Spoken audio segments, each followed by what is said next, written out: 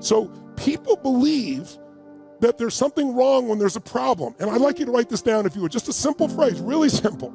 And that's this: your biggest problem is you think you shouldn't have one. Your biggest problem is you think you shouldn't have a problem.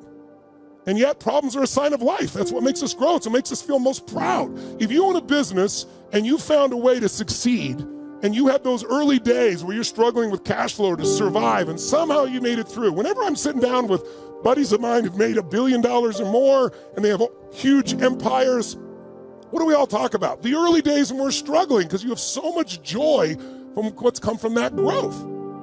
See, every one of us in this room is probably experiencing some stress in our lives. And all of us, I don't care how rich you are, how beautiful or handsome you think you are, how funny you are, how many people love you, how much, anything you have, how many beautiful children. The only way you're gonna be able to stay fulfilled and happy is you gotta keep growing. We grow or we die. Focus on what you want and you'll get more of it.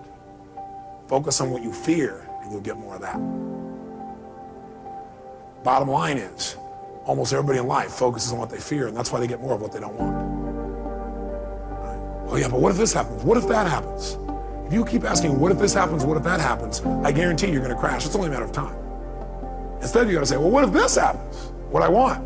What will happen when I make this happen, what I want? And the more you focus on that, the more of an experience you'll have of what it is that you want in your life. You'll get it right away. Now, here's the problem. You gotta still hang on to your F. What is it? Faith. You know what faith is? Faith is understanding the seasons of life. Life comes in seasons, doesn't it? It's not always the same, but it's still predictable as a whole. How many of you are surprised when winter comes? Can I see a show of hands? No, you wouldn't be surprised. You don't be surprised when winter comes. And are there emotional winters, yes or no? You better believe there are. Are there times when you try to communicate well, it doesn't work? Are there times in the office where it feels a little frigid, a little cold? And that's not just the air conditioning. What happens during a winter?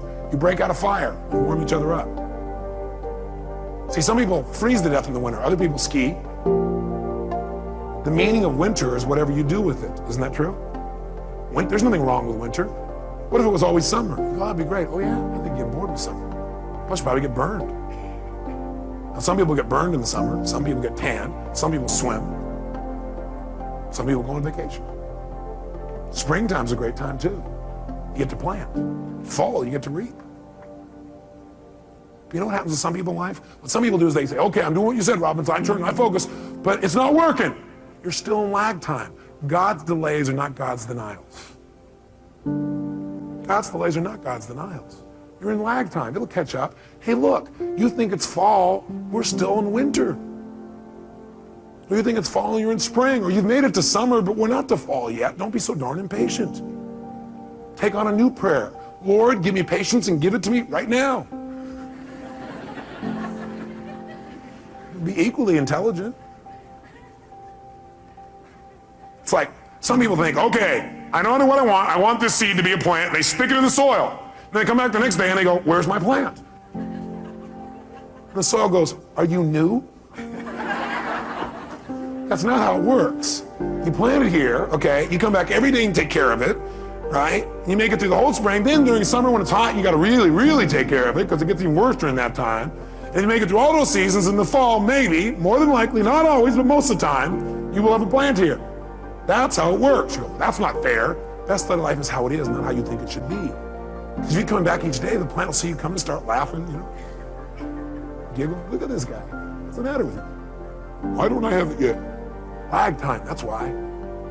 Don't make yourself wrong because you're doing the right things and you don't see the results yet. It takes time. Most people completely overestimate what can be done in a year and underestimate what can be done in a decade. I can tell you my own career, my own life, my business life, I gave my heart and soul every day, 276 seminars a year. The morning, noon, and night, giving my all. If anybody knows me will tell you, all my all, every day, no matter what. And you know what? I was broke, I was frustrated outside in terms of the business. Nothing was working. And I kept, asking myself a great question, like, why am I screwing this up so much? It wasn't me screwing up, it's lag time. I had to make distinctions, I had to build something, it takes time. But then the other day I got a little reality check, which we're gonna teach you today. My reality check is I'm flying up to Los Angeles to do my seminar up there. in my helicopter, my jet helicopter. It's a tough life, but somebody has to live it. So I don't have to drive for 3 hours. I jump in my helicopter, I'm there in 35 minutes. And plus I go down and dive down by the dolphins in the water and lift back up and play. It's like having your own roller coaster. And I'm flying over this area where I used to work in Glendale, California. I worked there as a janitor.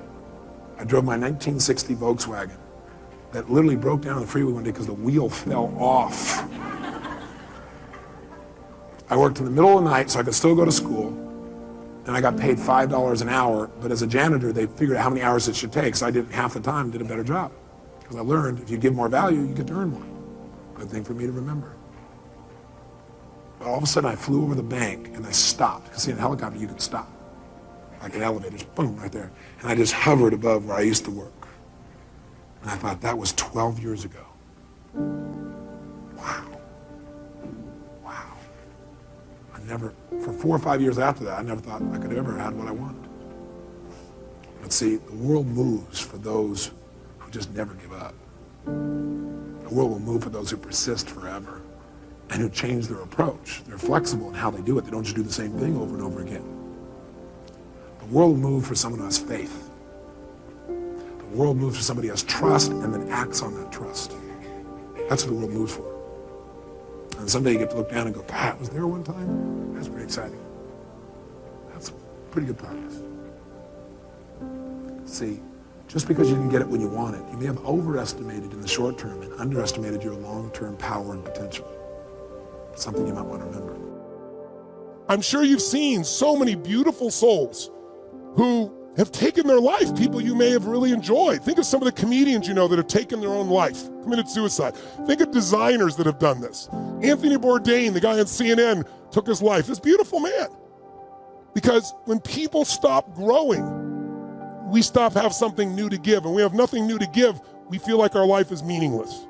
So if you and I are gonna change all this, we gotta say problems are gifts, and my job is crush those problems, learn from those problems, and expand. How many of you right now in this room, this virtual room of ours around the world, how many of you can think of something that happened years ago that was horrible? You'd never want to go through it again if you could avoid it. You wouldn't want anybody you care about to go through it again, and yet, looking back on it now, 3, 4, 5, 10 years back, you see the grace in it. You see that it made you so much stronger and it's made your life richer, even though you hated it.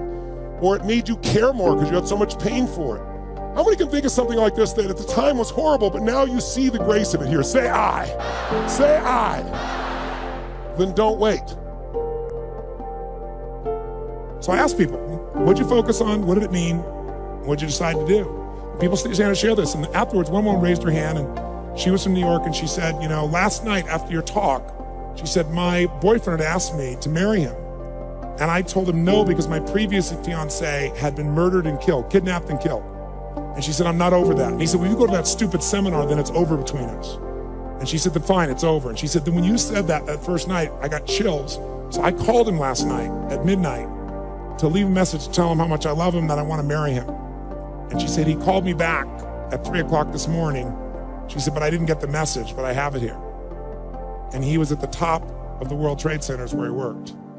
And she actually has a voice. She was on Larry King later on sharing this. And he plays this thing on and he says, honey, I can't tell you what it means to me to get your message and to know that you love me. You can't imagine how much I treasure it.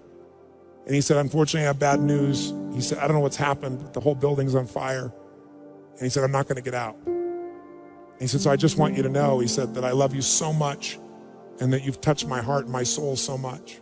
And if there's only one thing I could say to you is, you must be asking why God would do this to you twice with 2 different men.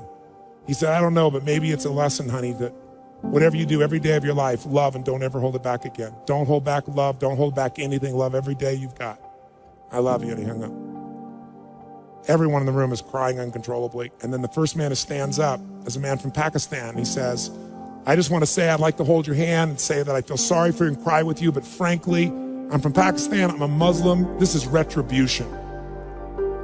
It was like a war broke out in the room. So I brought him on stage, and I brought a man on stage who was an Israeli man who truly was, to say the least, more than upset with this man. He has family in the occupied territories. He worked in the Twin Towers, so if he'd been there that day, he'd been dead if he wasn't at the seminar.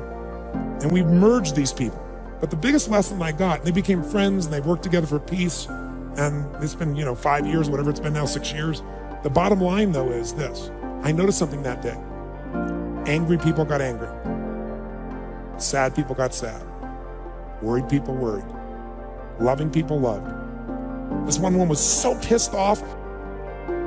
If I started that habit, I would be at such a different place in my life right now. I'd be so much happier, so much more fulfilled.